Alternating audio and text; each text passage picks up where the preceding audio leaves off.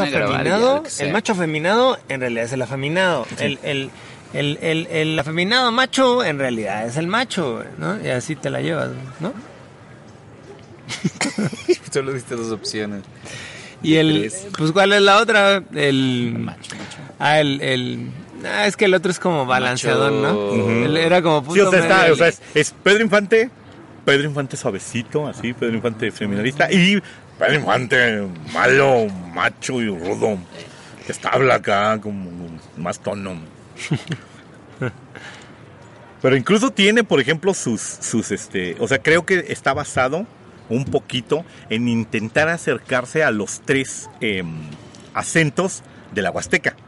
Uh-huh. La potosina, la veracruzana y la tamaulipeca. O sea, sí es su intento de... El tono de los tres es como muy llanito. Uh-huh. y sobre eso es sobre lo que está trabajando, sobre el intento de tono vocal. Uh-huh. ¿Ya estamos grabando? Sí, pero... ¡Diablos! Así. Dame. No va a quedar. A ver, entonces. You ain't heard nothing yet. Wait a minute, I tell you. You ain't heard nothing.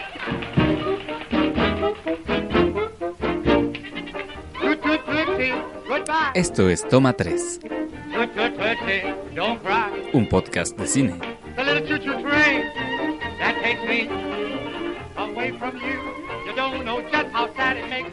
Bienvenidos a Toma 3, un podcast de cine. En esta ocasión estamos con ustedes Marco Antonio Santiago, Roberto de la Cruz Chévez, Cruz Chévez. Y Víctor Hernández, y este es un episodio homenaje, sí, a una de las figuras centrales del cine mexicano. No le regatees a la figura central del cine mexicano. Nuestro Michael Jordan, güey. Sí, o sea, puede ser, podemos haber tenido directores más artísticos, podemos haber tenido grandes intérpretes a ese nivel, pero incluso nuestra cinematografía nacional podría tener actores mucho más capaces y mucho más dotados histriónicamente, pero Pedro Infante es, al día de hoy, a 60 años de su muerte, la figura central del cine mexicano. Es la gran figura del cine mexicano. O sea, tenemos el natalicio de Benito Juárez. Yo creo que ya deberíamos de tener el natalicio de Pedro Infante. De Pedro Infante, el 19 de noviembre, como feriado. Lo que pasa es que le queda demasiado cerca. Pero, por ejemplo, el día de su muerte, el 15 de abril, es un día en el que todavía el panteón se llena y todavía las radiodifusoras multiplican el sonido. A lo mejor las nuevas generaciones dejaron un poquito atrás a Pedro Infante, pero si este programa sirve en algo para decirles, échenle un ojo a la filmografía, no se vuelvan fans, pero hay fácilmente 10 películas de Pedro Infante que todo buen cinéfilo debe ver para entender ese fenómeno llamado época de oro del cine nacional, del cine mexicano, con toda tranquilidad. Sí, y Pedro Infante es una figura referencial del cine. Yo creo que si algo bueno tenía Televisa, pues es poder ver los fines de semana películas de Pedro Infante, ¿no? En la tele. Sí, en algún momento. Así que todos tuvimos la oportunidad de verlas, al grado de que se chotearon y la gente dejó de notarlas, ¿no? Empezaron a hacer como los Simpson, algo que está allí presente, pero que... Y dices, algún día me sentaré y lo veré, claro. pero mucha gente ya dejó de darle caso. Sí. Pero pues sí sirva este episodio, entonces... Pues sí, ¿no? para encender esa chispa, que no la tenga, o para reavivar ese fuego que puede estar en muchos de nosotros. Víctor tiene cara como de que no le gusta Pedro Infante, así como que dice, una película de Pedro Infante. Deja de que no has visto una película de Pedro Infante, como que dice, hijos, ¿por qué hicimos este programa tan chundo? No, claro, o sea, es Pedro Infante, ¿qué sigue? La semana de cinematografía de Vicente Fernández. Pues no sería mala idea, güey. No te preocupes. Bueno, platiquemos un poquito acerca de la figura de Pedro Infante. Pues eso, o sea, no le regateamos nada, entonces mencionar qué significó para, pues no solo para el cine mexicano, sino para la cultura. Pues miren, es tan sencillo como esto, ¿no? No tiene absolutamente ninguna distancia temporal para quienes oigan este programa o nos vayan oyendo en orden.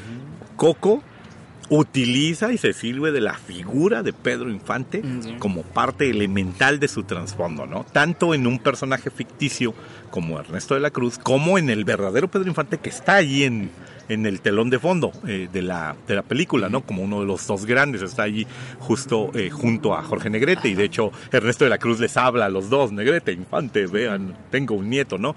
Entonces, allí está la figura de Pedro Infante muy muy próxima a la imagen, o vinculada a la imagen nacional.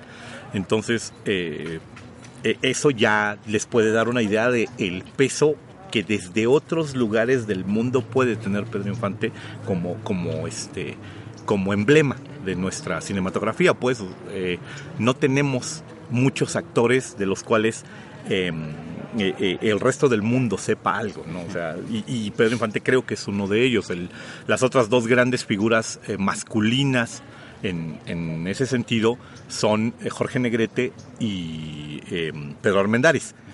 Que Pedro Armendáriz incluso se fue a otras latitudes a hacer papeles de villano, actuó junto a John Wayne, sale como malo en un James Bond junto a Sean Connery, solo que haciendo a un turco y no a un mexicano. Claro. No, Pedro Armendáriz era un actorazo. Sí, pero Pedro Armendáriz era así como el otro gran ejemplo, ¿no? O sea, creo que de ahí podríamos mencionar al Indio Fernández, que también es emblemático y que muchas gentes de otras latitudes lo ubican. Sí. Y para de contar, ¿no? Después ya serían cosas posteriores, o bueno, actores posteriores que nunca alcanzaron esta potencia de mito, pues. Claro, o sea, que no alcanzaron esa potencia de mito, pero bueno, de los 30 al 60 hubo una playa de actores, de muy buenos actores en México. Ah, por supuesto, a todos los niveles. Y lo que sorprende es que una figura como Pedro Infante sobresalga dentro de ese medio, ¿no? O sea, dentro de la élite. Es que, sí, o sea, tenemos enormes actores dramáticos y enormes actores cómicos, y Pedro Infante sabe meterse entre toda esa banda, porque por lo pronto, personalmente yo lo considero así. Para mí Pedro Infante en sus mejores momentos es infinitamente más gracioso que Cantinflas. A mí Cantinflas nunca me ha terminado de gustar como cómico, le reconozco méritos y momentos, pero me parece que los personajes chistosos de Pedro Infante son mucho más entrañables que el personaje de Cantinflas, que por esa parte es un solo personaje, claro, el que interpreta. Sí.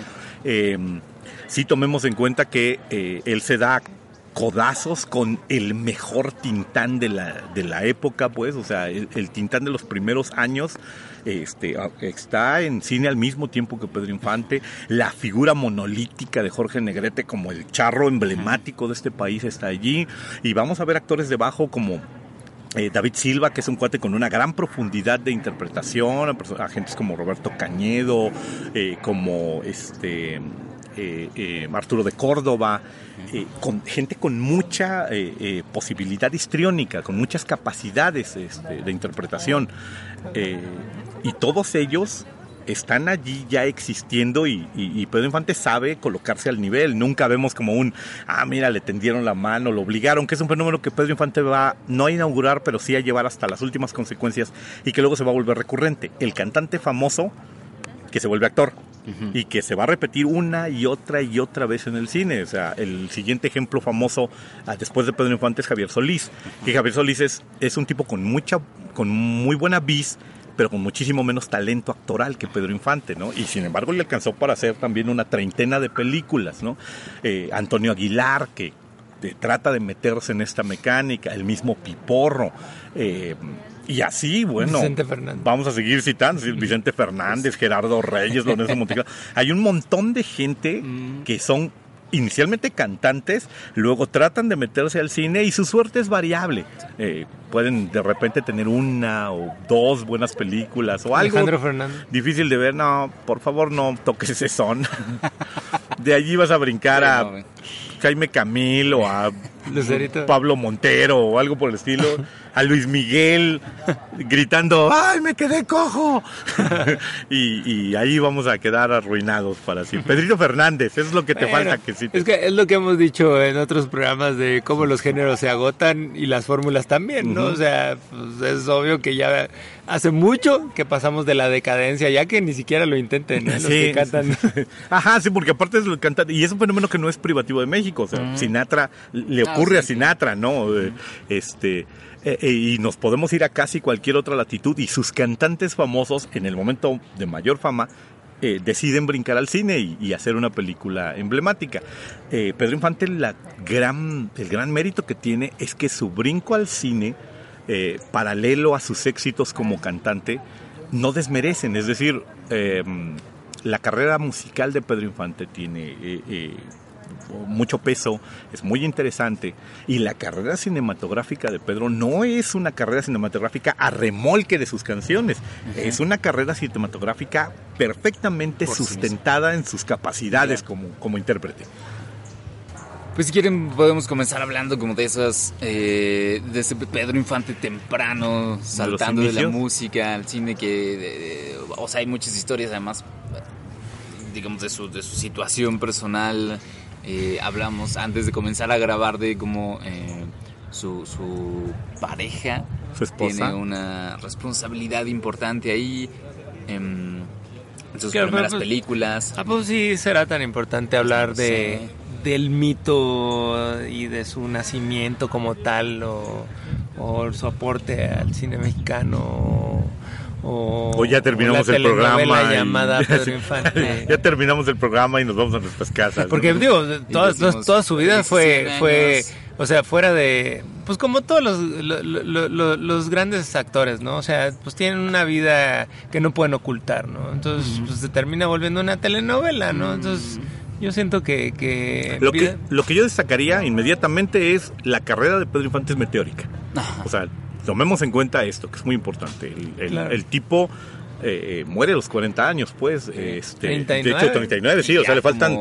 muere 39 y media. O sea, muere como leyenda, pues, ¿no? Y muere como la gran figura del cine nacional. Sí, fue el desastre, fue la tragedia, la gran tragedia. O sea, ¿no? es tan grande que algunos críticos cinematográficos y algunos teóricos de cine sostienen que esa es la muerte de la época de oro del cine nacional, ¿no? O sea, la muerte de Pedro Infante remata al cine nacional de la gran época dorada, ¿no? O sea, una época que iba durando 20 años en ese momento. Que es algo así como el cine de luchadores, ¿no? Que nace y muere con el santo. Sí. Casi la época del cine mexicano nace y muere con Pedro Infante, ¿no? Sí, o sea, le va a pegar mucho. Dentro de poco vamos a hacer un programa dedicado a otro de las figuras, a otro de los momentos emblemáticos del cine nacional, que es Vámonos con Pancho Villa. Y todas las discusiones de si es esa la película que arranca el cine, la época de oro del cine nacional, o las posibilidades. Pero efectivamente mucha gente considera que el 15 de abril de 1957 es la fecha de deceso de la cinematografía nacional, y que a pesar de que el cine mexicano va a seguir produciendo películas y va a seguirse manteniendo otras 2 décadas activo, ya nunca va a alcanzar los éxitos de taquilla y los éxitos entrañables y las consecuciones que incluso permitían que el cine nacional se fuera a concursar a Venecia, se fuera a concursar a Berlín, se fuera a pasear a Cannes con una producción digna, ¿no? O sea, a partir de ahí el cine nacional parece como entrar en un periodo de marasmo, la televisión empieza a matarlo, y la industria no encuentra de dónde anclarse. Tal vez tenía 2 o 3 figuras más que sin embargo no alcanzan a llenar este hueco, este hueco de oportunidad que Pedro Infante había creado, ¿no? Porque Pedro Infante aparte pues produce, si mal no estoy, como 62. 62 películas. Él aparece en 62 películas. Y de las cuales como son 50 y tantos son protagónicos, ¿no? Sí, exacto. Hay sus inicios de cameos como en Sobre un burro 2 baturros, que sale ahí de extra, o la Feria de las Flores. Sí, en realidad a Pedro lo identificaron rápidamente con el gran potencial que tenía, ¿no? Uh-huh. O sea, digo, no sé, obviamente pues le batalló mucho como muchas personas que les llega a ir bien en algún momento, pero ya una vez que se identificó como el actor que era, O sea, Ismael Rodríguez, entre otros, fueron los que encontraron ese gran potencial y lo empezaron a explotar desde el mero inicio, ¿no? Sí, o sea, descubrieron que era un tipo que tenía muy buena vis con la cámara, o sea, tenía mucha empatía con la cámara parecía amarlo.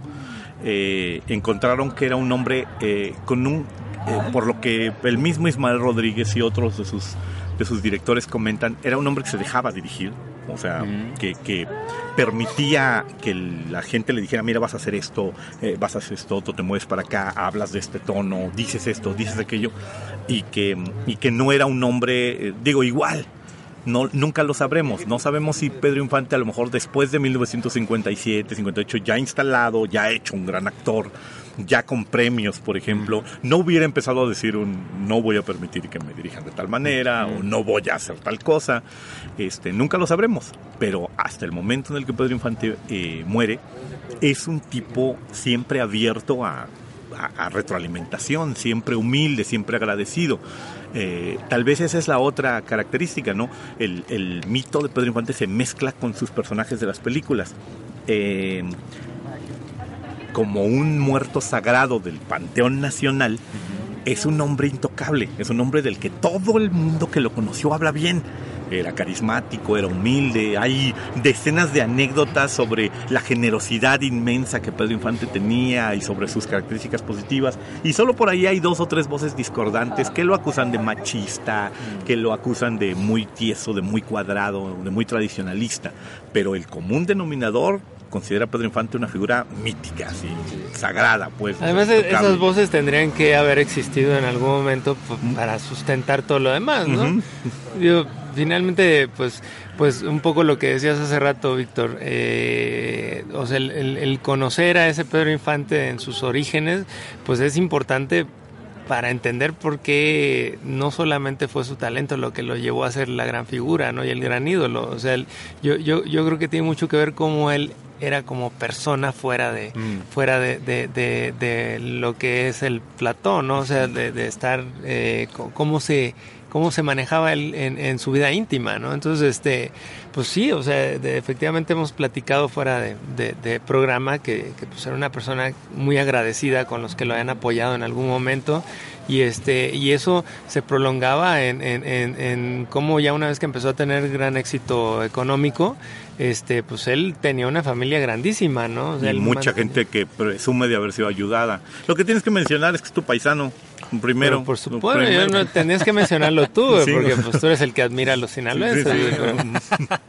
Pero efectivamente, no solo es mi paisano, mamá es sinaloense, arrancando por eso. Ah, perfecto, tú sí tienes tu origen allá. Sí. Tú tienes un buen inicio, sí, igual en algún momento tendrás una carrera como la de Pedro Infante. Igual en algún momento, aunque sea arañas, así, algún día tendrás el privilegio de en el cielo lustrarle los zapatos a Pedro Infante, considerarlo un mérito. Pero es importante, o sea, sí, efectivamente, si arrancamos de orígenes, el señor Pedro Infante comparte con uno de los integrantes de Toma 3, el piso que lo vio nacer y el sol que lo iluminó por primera vez es el de Mazatlán, Sinaloa. Ah, güey.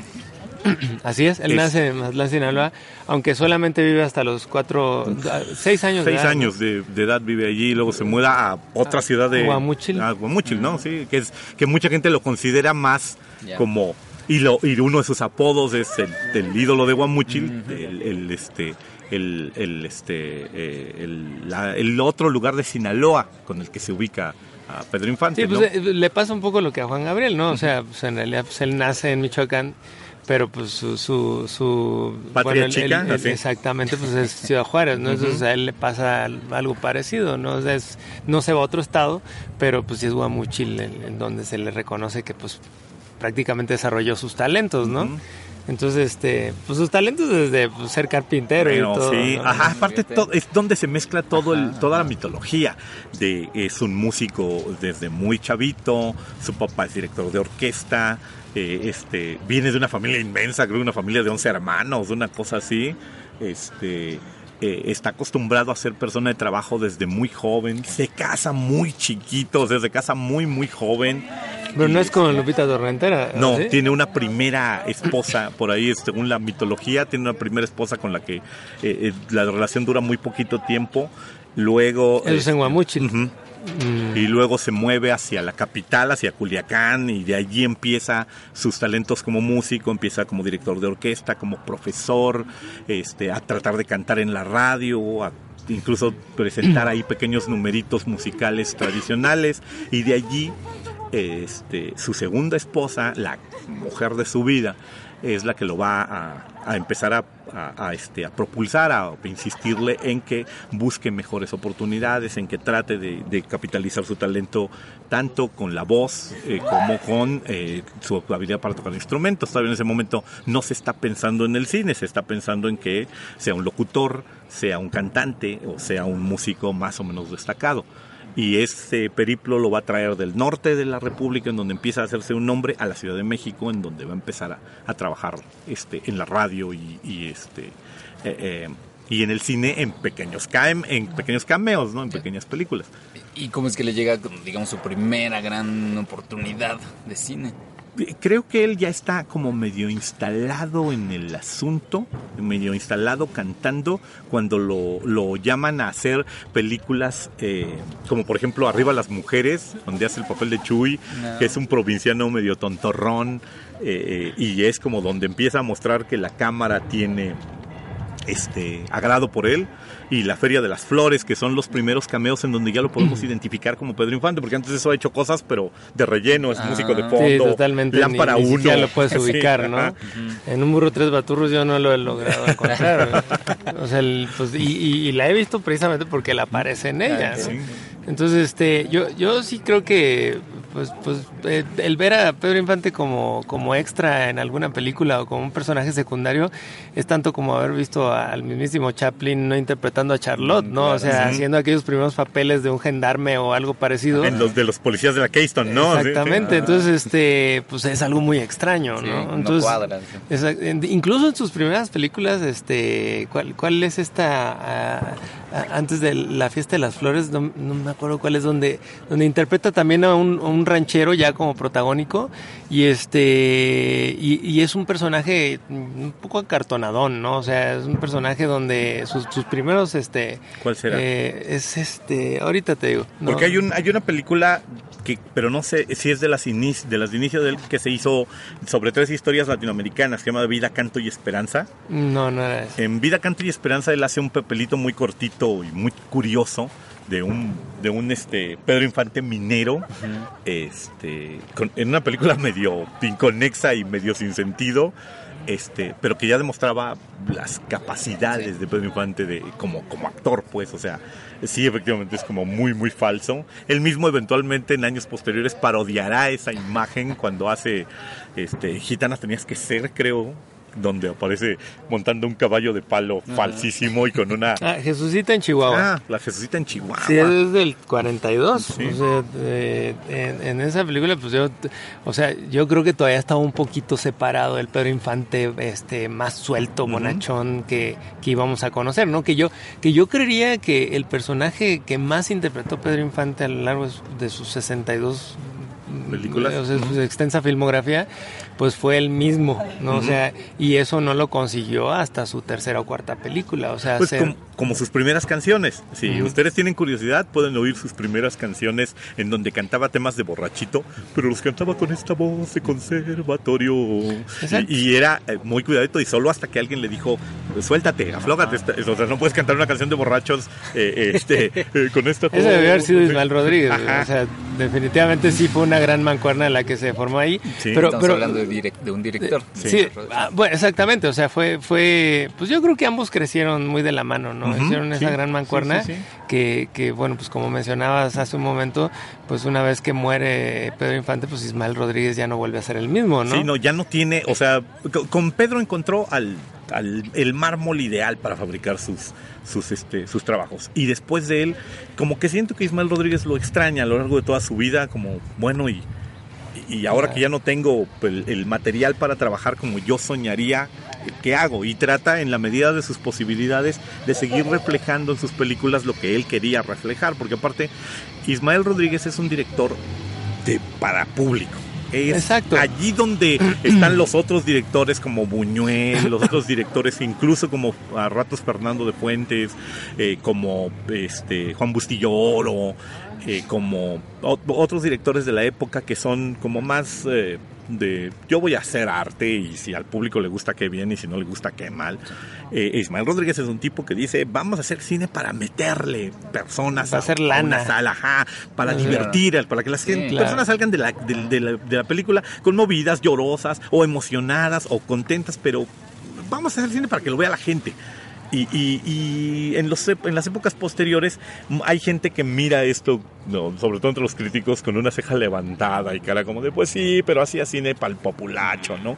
Pero era cine muy bien hecho, era cine muy muy muy bien conseguido. Yo no dejo de sorprenderme. Sí, efectivamente Ismael Rodríguez yo considero que es el director comercialmente más exitoso dentro de la época de oro del cine mexicano, de la mano de Pedro Infante, obviamente, pero yo sí creería que efectivamente todos esos años pues fueron pues un campo de desarrollo para hacer una gran línea de producción, ¿no? O sea, yo no puedo creer que Pedro Infante en un lapso de 15 a 20 años haya hecho 60 películas, o sea realmente, y de esas 60 películas pues puedes poner entre lo de menos calidad pues como un 10-20%, ¿no?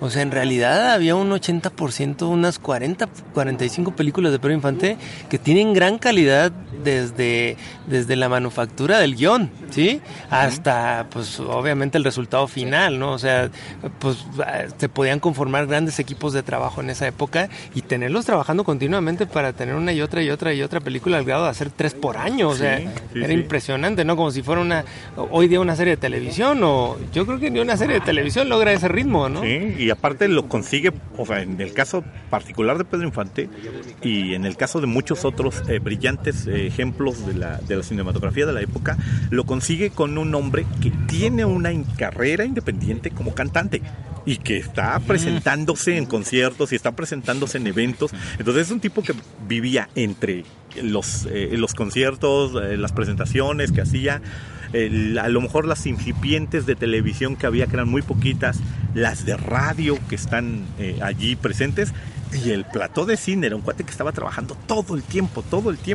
y que mantenía un ritmazo de trabajo. Efectivamente, yo considero que los últimos 10 años de la vida de Pedro Infante, entre 1947 más o menos y 57, están los ejemplos más claros de que el tipo estaba en una resbaladilla de trabajo y que iba fluyendo perfectamente. Ahí vamos a ver ejemplos de drama urbano, como cosas como Un rincón cerca del cielo y Ahora soy rico, que son desgarradores dramas donde hace este papel del patuleco, este hombre que llega a la desesperación tal de quererse matar por su pobreza y luego se convierte en un hombre rico y desparpajado y ensoberbecido por el propio poder económico, y va a hacer dramones familiares como la mega saga de Nosotros los pobres, ustedes los ricos y Pepe el Toro, que oscilan entre la comedia fantástica. O sea, son el germen de la telenovela nacional. Nosotros los pobres y ustedes los ricos, sobre todo, son una clase de cómo se tiene que hacer una telenovela. Y cuando las primeras épocas del Telesistema Mexicano y del Televisa en germen empiezan a fabricar telenovelas, sus telenovelas son calcas de Nosotros los pobres. Claro. Son intentos de conseguir ese tipo de profundidad de personas.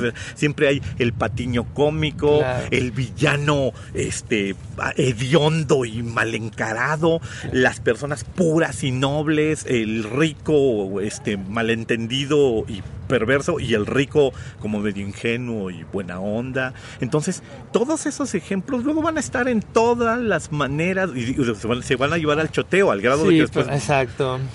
Vemos ahora vemos Nosotros los pobres y decimos, ay, pues qué choteada historia. Ajá, pero en la época en la que apareció fulano, esta era una creadora de fórmula. Así es, exacto, fue un hito, ¿no? Entonces, yo no dudo que, o sea, en el momento en que se traslada la telenovela, bueno, en que nace la telenovela, pues esta tradición de buen guión, o sea, que venía experimentando con muchas maneras de contar historias, entrando en el melodrama yo siento que con gran maestría, o sea, ya teniendo un gran dominio de cómo construir una historia a lo largo de 80, 90 minutos, pues se hereda eso a la televisión, junto con la tradición de teatro que existía en la época, ¿no? Sí. Entonces, pues esto viene a construir pues los primeros culebrones muy buenos. Ajá, los mitos, ajá. Pero pues posteriormente, pues todo esto pues, se convirtió en una fórmula que se fue desgastando totalmente, como todo, ¿no? Sí. O sea, como mencionábamos ahorita, la fórmula esta del cantante que se vuelve actor, pues digo, pues tuvimos,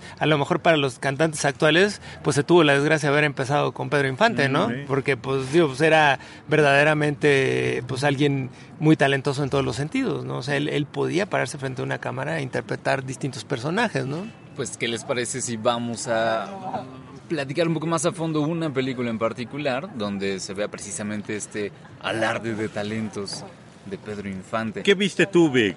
Yo vengo... No vio nada. No, claro. No, vengo de ver Los Tres Huastecos. Oh, no, pues sí. Definitivamente yo creo que ese... Perdón, un segundito.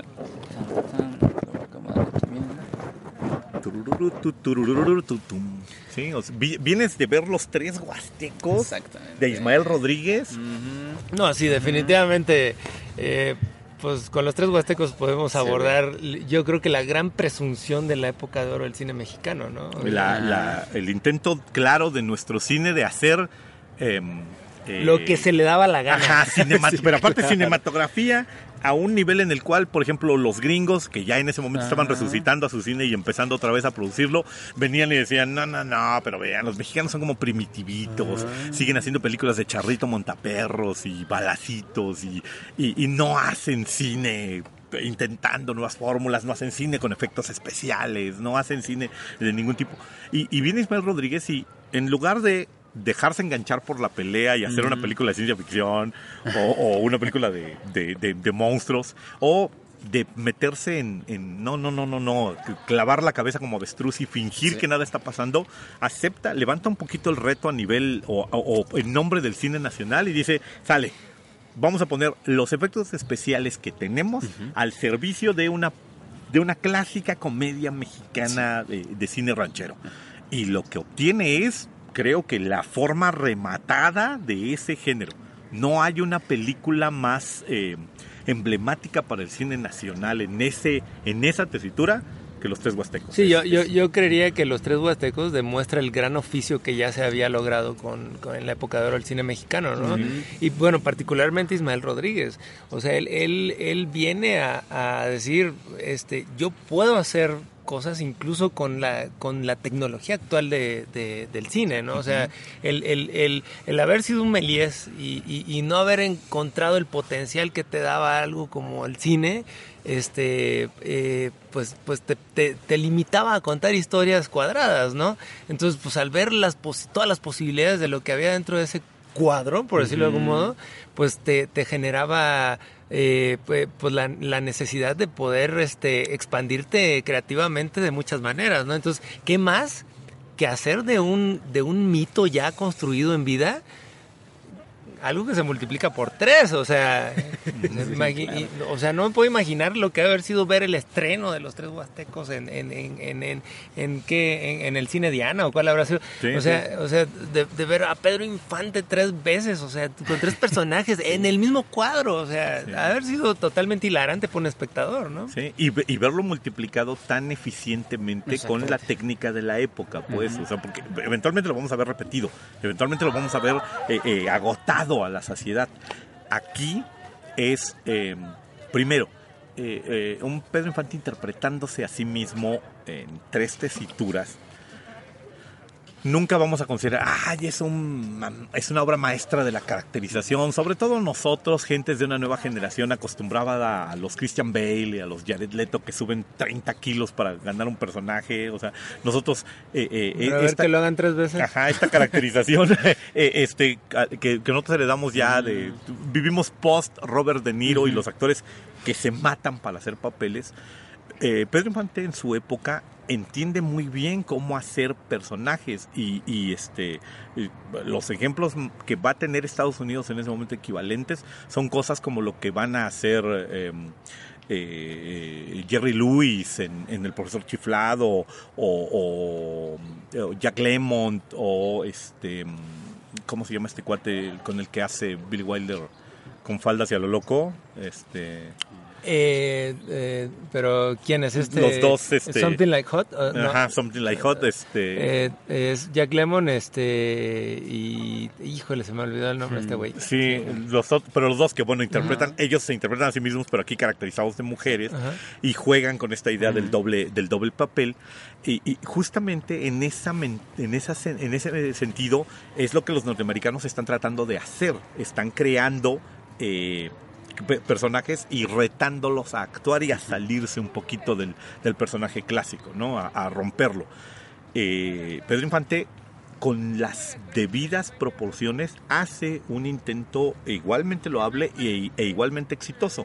Si le crees los 3 personajes que realiza, tal vez son personajes que algún crítico muy, muy acerado dirá, pero es que son muy esquemáticos, son muy fáciles de interpretar, pero lo sostiene con gran ritmo y todo está equilibrado perfectamente entre su interpretación y la mano maestra que está ahí detrás de Ismael Rodríguez, cortando la película, editándola, colocándola en el justo ritmo para que, por ejemplo, los momentos cómicos finales de esta persecución endemoniada y caótica estén fantásticamente conseguidos. Sí, yo al ver la peli, digamos, lo primero que pensé fue, esta es una película hecha para que Pedro Infante se luzca. Sí. ¿No? Porque, o sea, además de hacer estas 3 caracterizaciones, 3 distintos personajes, canta, toca instrumentos y baila incluso.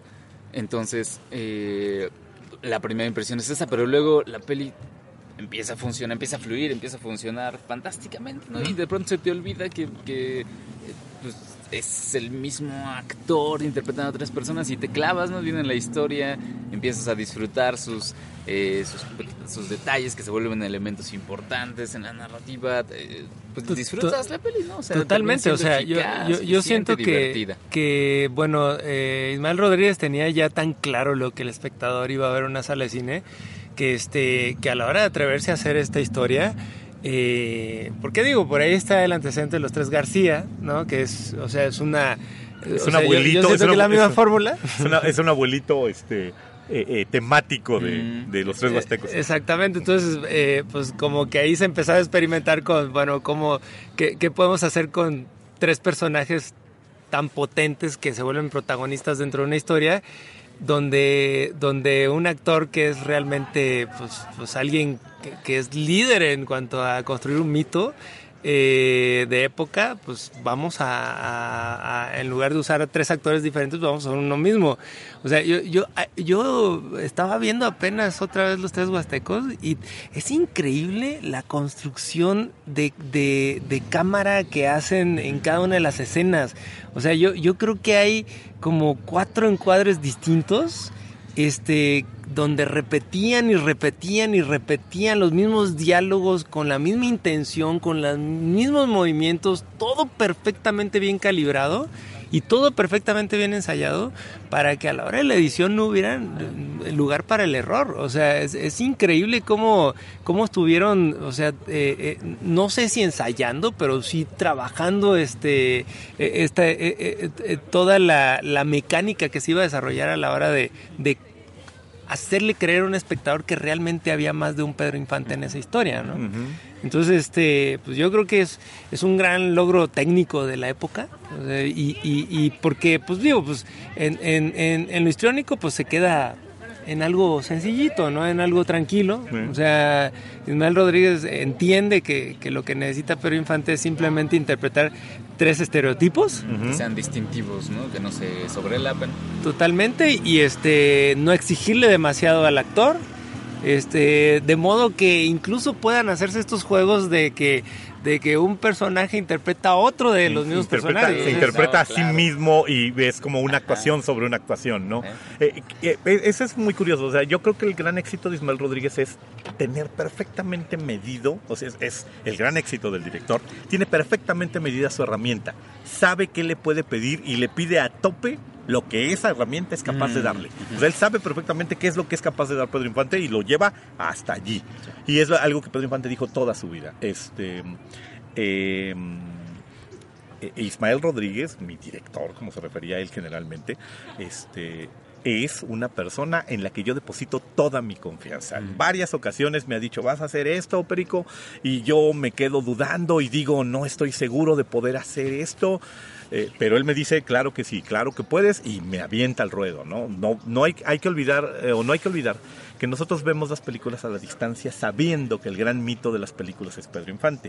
Pero mencionando, por ejemplo, otro de sus grandes hitos, A Toda Máquina, en A Toda Máquina, Pedro Infante duda de hacer el coprotagónico de Luis Aguilar, según él, porque Luis Aguilar es un tipo ya consagrado y famoso, con mucha más fama que él.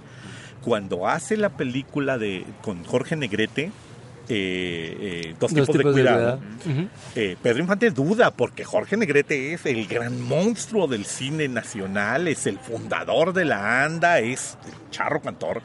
Y Pedro Infante es un cuate que medio viene subiendo, y de hecho hay una anécdota muy famosa de Pedro de Urdimalas, de unos cantantes, que le dice, pero pues ¿cómo voy a competir con ese tipo? ¿Cómo voy a cantar igual? ¿No? O sea, y que Pedro Infante al principio trataba de llegar a los tonos de tenor que de repente daba Jorge Negrete, y que le decía, este tipo le decía, mira Pedro, lo que ocurre es esto, mira, velo así. Jorge Negrete es un tipo que está hecho para cantarle una serenata a una chava que vive en el 8º piso, güey, y la va a oír allá. Tú estás hecho para cantarle aquí en la ventanita, pegado, bonito, suavecito. No trates de aspirar a llegarle a la chava del 8º piso, no va a ocurrir. Trata de cantar en tu medida, y ese es otro gran éxito. Ustedes ven Dos tipos de cuidado, y está sostenida sobre la vis cómica y la química que demuestran Pedro Infante y Jorge Negrete en escena. Sí. Tú mencionaste ahorita a los Tres García. Si ustedes ven los Tres García y vuelven los García, las dos películas en ese sentido, se nota la evolución. Pedro Infante es el menor de los tres, y de hecho es el personaje que se muere. Es el menos importante de los protagónicos de los Tres García, y esa es la gran demostración de cómo su característica, cómo su personaje evolucionó. Al principio él ubicaba perfectamente su lugar, él era el segundón destinado a ganarse la película, y eso es lo que ocurre en los García y envuelven los García. Tanto Víctor Manuel Mendoza como Abel Salazar ya son actores con una carrera sólida, y se supone que eran los protagónicos, y Pedro Infante era como el tercero, el que entraba allí al quite, y Pedro termina robándose la película. Y los Tres García sobre todo vuelven los García, es el ejemplo más claro de eso. Los papeles entrañables de esa película son Doña Sara García, que remata su personaje de abuelita nacional, Pedro Infante, y una iniciante en ese momento, Blanca Estela Pavón, que hace de la hermana de los enemigos de los García, los Pérez son, que ella hace a Juan Simón, el hermano masculino que termina ahí teniendo una relación extraña con los García de enamoramiento. Son los tres papeles, o sea, son tres papeles como emergentes que se roban la película.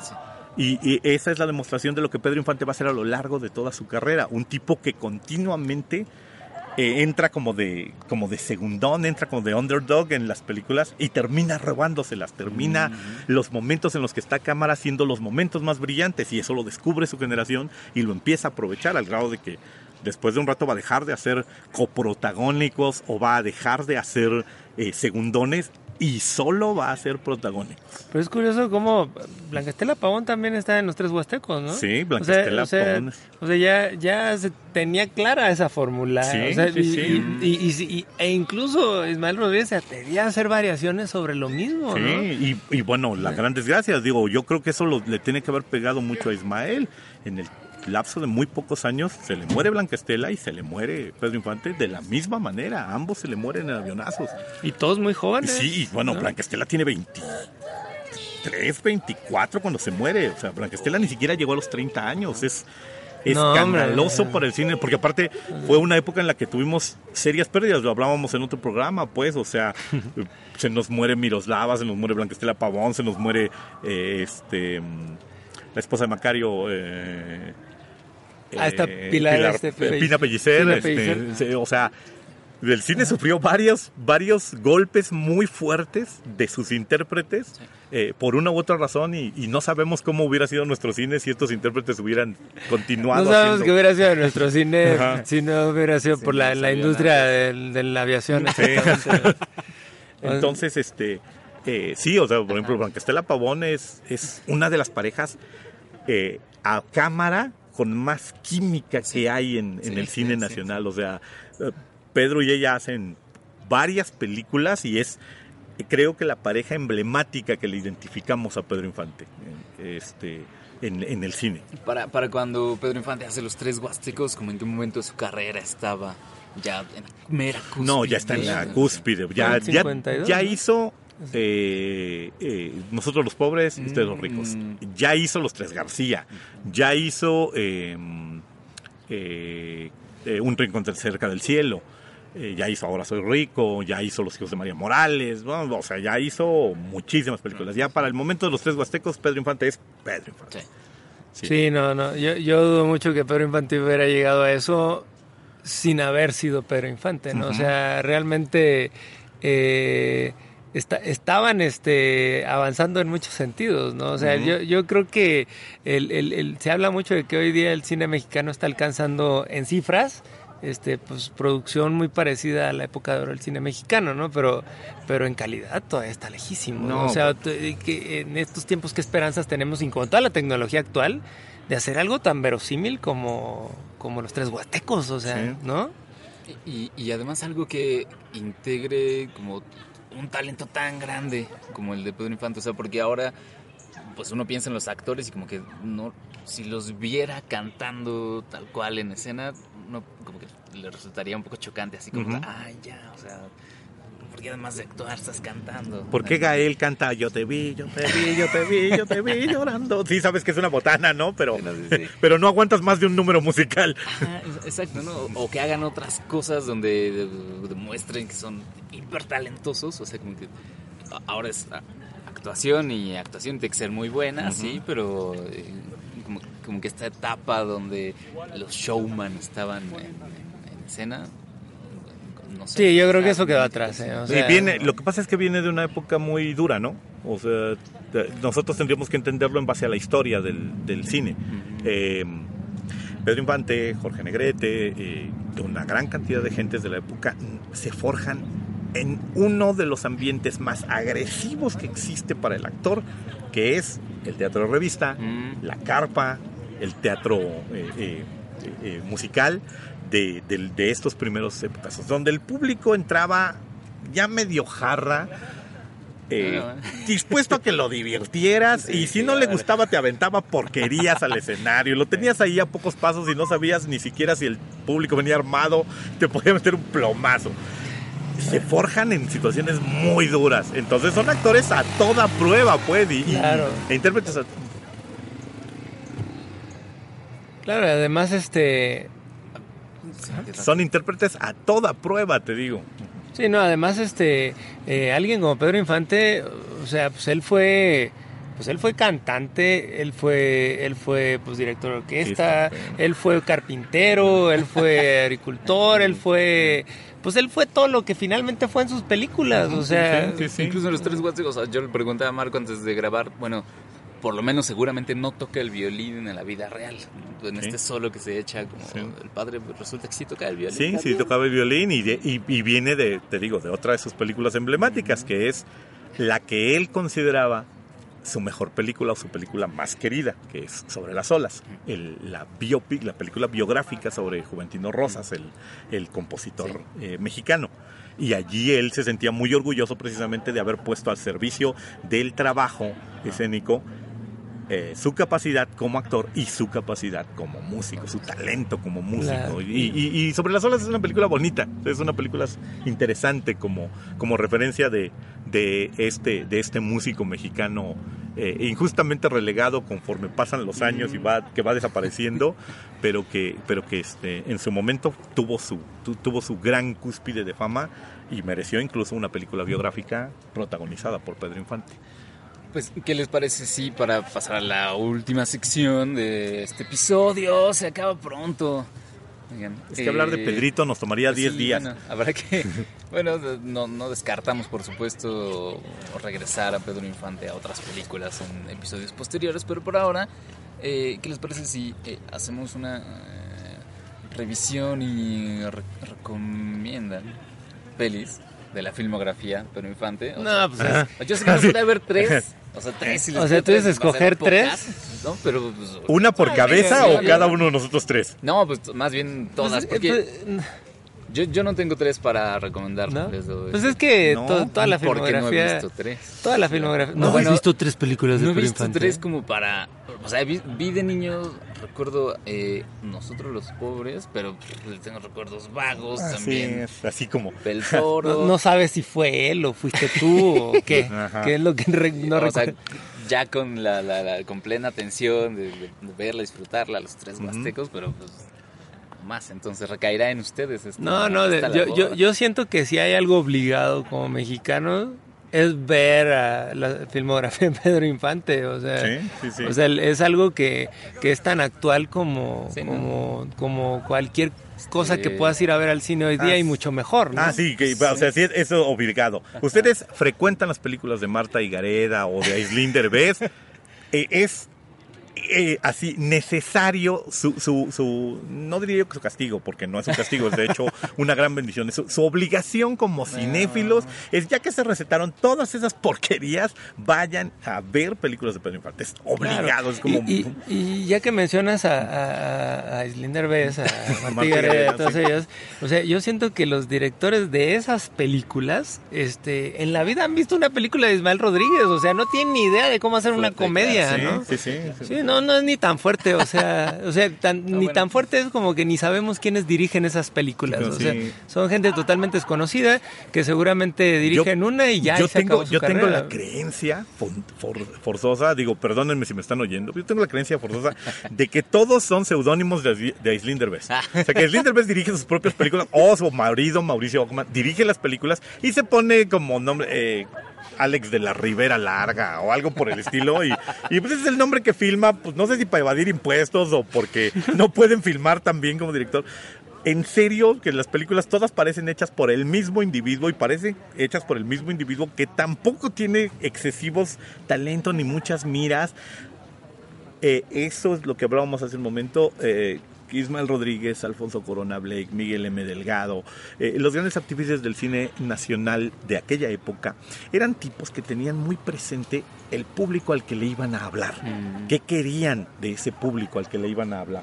Y sus películas están diseñadas para gustarle a ese público, para emocionarte, para que aplaudas, pues, para servirse del material que tenían, del intérprete con el que trabajaban. Son películas que, curiosamente, algunas envejecieron muy mal, algunas envejecieron muy bien y se volvieron clásicos, pero trabajaban con un ojo directamente puesto en su público. Sí, entonces... Los comediantes, los directores de comedia de actual, parece que están con un ojo puesto en el billete que les van a pagar y un segundo ojo puesto en, no sé si... es que no sé, pues, o sea, parecería que el segundo ojo que tienen puesto lo tienen puesto en su perro y en los Crocs que le van a comprar a su perro, porque no parecen mirar al público, no parecen tener... Es que es como lo que decíamos hace rato de los actores, o sea, eran otros tiempos definitivamente, o sea, en aquella época, si hacías una película que era un fracaso en taquilla, prácticamente tenías sepultada tu carrera, o sea, no era posible seguir adelante levantando otros proyectos. En cambio hoy puedes hacer 10 películas malas, totalmente fracasos de taquilla, bueno, como todo lo que hay. Ajá, y sabes que te van a seguir dando dinero de Ficine. Exacto, sí, de algún modo puedes ir consiguiendo dinero de los fondos que hay, ¿no? Y vas a seguir pues manteniéndote y vas a seguir haciendo películas, lo cual pues no es válido, sí, creo yo, ¿no? No está tan bonito. O sea, tienes que pensar en un público, tienes que pensar en los espectadores y tiene que haber una preocupación porque ese espectador pues se lleve algo de la sala de cine, ¿no? Entonces, bueno, ahora, regresando a la pregunta original de Víctor, que era, ¿recomienden películas? Sí. Yo sí tengo varias recomendaciones de Pedro Infante. Recomendaciones como, por ejemplo, la única película que hizo con Miroslava Stern, Escuela de Vagabundos. Uy, es un comedión maravilloso. Pueden ustedes ver ahí a Pedro Infante en sus mejores momentos. De pareja de Miroslava Stern, de Oscar Pulido, de... grandes comediantes. Sí, ¿no? Del papá de Jorge Ortiz de Pinedo, que debería darle vergüenza ser hijo de don Oscar Ortiz de Pinedo, que era un maestro de la comedia, y muchos otros actores. Por ejemplo, esta es una película que yo considero como de vista obligada. Su otra película con la que la confunden, Escuela de Rateros. En donde, que es ¿Fue su última película? Ya estrenada póstumamente. Hay la discusión de cuál es la última que filma, si Pablo y Carolina o Escuela de Rateros, pero creo que es Escuela de Rateros. Las dos a color, ¿no? Ajá, las dos a color. Sí, las tres películas que se estrenan post-mortem a Pedro Infante son Tizoc, Escuela de Rateros y Pablo y Carolina. Sí, Pedro Infante nunca supo que ganó el Oso de Oro. El Oso de Plata, mejor actuación de Orlín. Y de hecho, si la leyenda es cierta, el jurado que le otorga el Oso de Plata tampoco lo sabe. ¿Que está muerto? Que está muerto. Se supone que la leyenda, como lo contaba Ismael Rodríguez, es que en el momento en el que se anuncia así, tal cosa, Pedro Infante, porque creo que otro de los como nominados, el grupo que estaba esperando que Juan Gabriel se subiera a recoger el premio. Ajá, sí, más o menos así. Pero todavía pasa hoy día, ¿cuál es el problema? Entonces dice que en ese momento anuncian un Pedro Infante for Tizoc, y que se pone de pie Antonio Badú, el productor, y dice... Pedro Infante murió en abril, así que vengo a recoger el premio en su nombre, y que haya aplausos de pie del público. Y si mal no estoy, si la memoria no me falla, Pedro Infante le gana ese premio a Marlon Brando. Órale, ¿por qué película? No recuerdo qué película es la de ese año, pero le gana el premio a Marlon Brando. Sí, yo creo que Tizoc es su gran actuación, ¿no? Pero digo, a lo mejor escoger 3 películas de él está complicado, sí, pero así actuaciones, pues Tizoc se ve que hizo un trabajo impresionante de caracterización, y de la manera en que hablaba Tizoc y todo esto, ¿no? Sí. Y pues bueno, pues ahí haciendo mancuerna con María Félix, ¿no? Ah, sí, que con la otra gran gloria del cine nacional, ¿no? El equivalente femenino de Pedro Infante. De Pedro Infante y Jorge Negrete, como en una sola cosa, en un solo ente extraño allí. Aunque bueno, a lo mejor 2 o 3 personas dicen que Pedro Infante era un famoso, pero hay mucha gente que dice que María Félix. Sí, de hecho, María Félix se empeñó en crear este mito de mujer intratable, a diferencia de Pedro, que era la creación del mito del hombre simpático, ¿no? Entonces, pero es increíble, o sea, yo creo que ameritaría otro programa totalmente, o sea, María Félix construyó, o sea, un mito del tamaño de Pedro Infante en un sentido totalmente opuesto, ¿no? Sí. Pues es completamente diferente. Es la gran femme fatal del cine nacional. Y sí, bueno, Tizoc debe de ser también una película digna de verse. Y déjame ver, yo hay una película de Pedro Infante que recomiendo sistemáticamente, bueno, que a mí me gusta mucho, que es Las mujeres de mi general. Es una película que a mí personalmente me gusta mucho, entonces. Y bueno, podemos seguir citando durante horas. Vean Cuidado con el amor, vean Digo, bueno, pero ¿por qué, digamos, recomiendas esa en particular, Las mujeres de mi general? Las mujeres de mi general me gusta mucho por su brillante y trepidante final, que es Pedro Infante, que es en ese momento un soldado de la Revolución, que llega a un pueblo, se apoderan de él y luego el ejército federal rodea ese pueblo y el clímax de la película es Pedro Infante disparando una ametralladora hacia el público, con la batalla ya completamente perdida y sus tropas desbordadas pero valiente hasta el final, con su soldadera al lado, pasándole parque. Ese momento es mítico de la cinematografía nacional. O pueden ver de sus películas hiperpatrióticas de Pedro Infante como Mexicanos al grito de guerra. ¿De plano? ¿Sí? Oye, ¿no te acuerdas de...? Vean películas de Pedro Infante. Es una bonita manera de pasar varios fines de semana. Y yo, bueno, pues para meterle algo más variado, porque pues digo, sí pondría entre esas tres a Escuela de Vagabundos. O sea, yo siento que es una película que vuelves a ver y vuelves a ver y vuelves a ver y es tan divertida como la primera vez que la viste. O sea, yo creo que tiene un ritmazo. O sea, de principio a fin es una de las mejores películas que hizo. Pero bueno, pues para no citar exactamente lo mismo que tú has mencionado, pues bueno, por ahí ya incluso estuvimos hablando de varias de ellas. Pues Los Tres García es también una comedia muy buena de Pedro Infante. O sea, en un tiempo donde tal vez lo que se criticaba del cine, como decíamos ahorita, o sea, películas que criticamos de una Islinder Derbez o de Martí Gareda, quienes están ahorita haciendo comedia que de algún modo está metiendo gente a las salas de cine, pues en aquel momento tal vez era el equivalente, ¿no? O sea, era la comedia ligera de aquel entonces. No podemos creer que pueda existir una comparación entre esto y aquello, ¿no? En lo absoluto. Sí. O sea, yo creo que aquello, la gente sí salía verdaderamente divertida de las salas de cine, ¿no? O sea, si hoy día todavía nos sigue divirtiendo, o sea, en aquel momento haber sido, pero algo que te volvía loco dentro de la sala de cine, ¿no? Entonces, Los Tres García, yo creo que todavía llegan a ese nivel de Escuela de Vagabundos, de ese nivel de comedia. Pues por ahí, ¿qué otra cosa podríamos mencionar? Pues a Toda Máquina, o sea, sí. Definitivamente esa es otra gran comedia, pero Infante.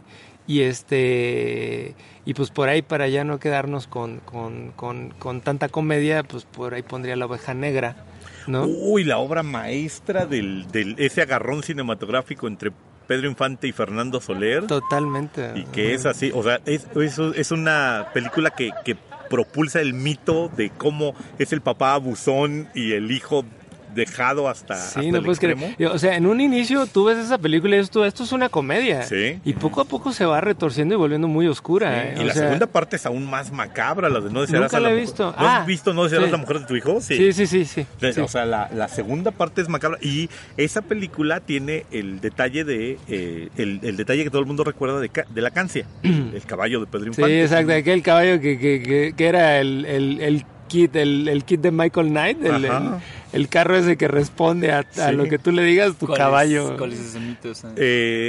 En las dos películas Pedro Infante tiene un caballo que es la Cancia. Cancia es su caballo, es así. El caballo. Es un caballo, la yegua, ¿no? Es un caballo al que le chifla y viene a él. Y le dice, Cancia, haz tal cosa, y Cancia hace tal cosa. Y a Cancia lo que le falta en la película es sacar una pistola y agarrarse a tiros con alguien. Pero es el caballo. Necesita. Pero es un caballo maravilloso que le dice, a ver, Cancia, ve y tráeme a fulana. Y el caballo va y empuja con la cabeza a la muchacha para traérsela a Pedro Infante. Ese caballo era originalmente de, si mal no estoy, Manuel Ávila Camacho, presidente de la República en aquel tiempo.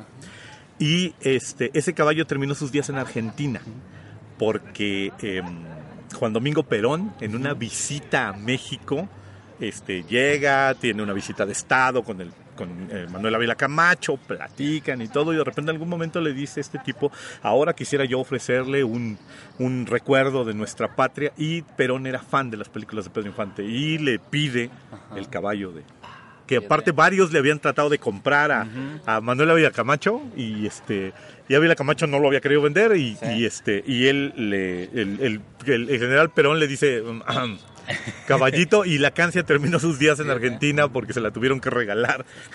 Y alguien tuvo que explicarles que todas las gracias que hacía en realidad eran efectos cinematográficos y se fue para allá. Entonces el caballo tiene un alto índice mítico. Mira, había una que se me olvidaba y que también me gusta mucho de él, que es El Inocente. La pasan cada fin de año con doña Silvia Pinal.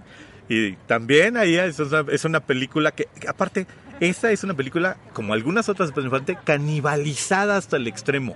Escuela de Vagabundos y El Inocente son películas que años después otros actores mexicanos trataron de reproducir. Mauricio Garcés, Alberto Vázquez, trataron de repetir la fórmula de, en el caso de una, el hombre que no es un vagabundo, pero que llega a la casa de una familia excéntrica y la familia excéntrica lo adopta como un vago. Y en el caso del Inocente, la historia de la niña rica que conoce a un hombre pobre, se enamora de él y se ven obligados a convivir. Y que es una figura, bueno, es de imagen recurrente del cine nacional.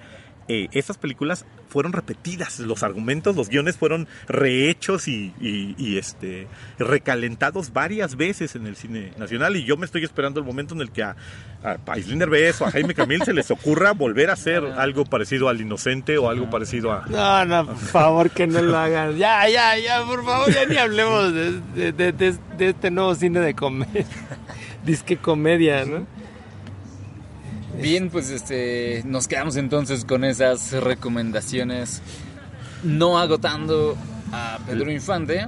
Pues porque tiene 50 y tantas y mencionamos como 20. Sí, entonces... pero pues humilde homenaje. A 100 años de su nacimiento, no queríamos dejar de pasar la fechita y cantarle un happy birthday, un feliz cumpleaños tan tradicional. Muy bien, muy bien. Bueno, pues nos despedimos entonces, agradeciéndolos por habernos escuchado. Estuvimos con ustedes. Marco Antonio Santiago. Escríbanme al Pollo Cinéfilo. En Twitter como @Pollo Cinéfilo. Roberto Chávez.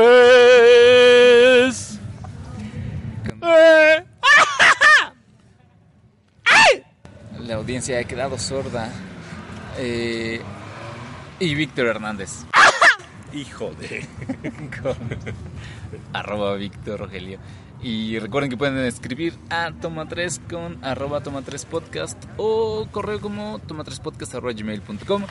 Nos vemos la siguiente semana. Adiós.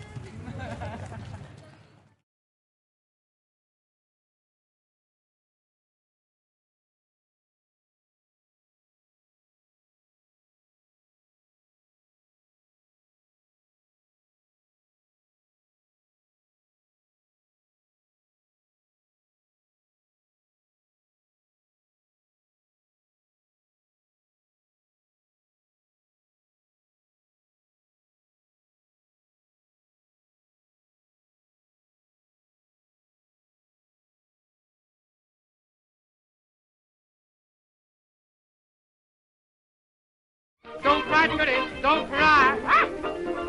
Goodbye, Tootsie, I'm gonna buy.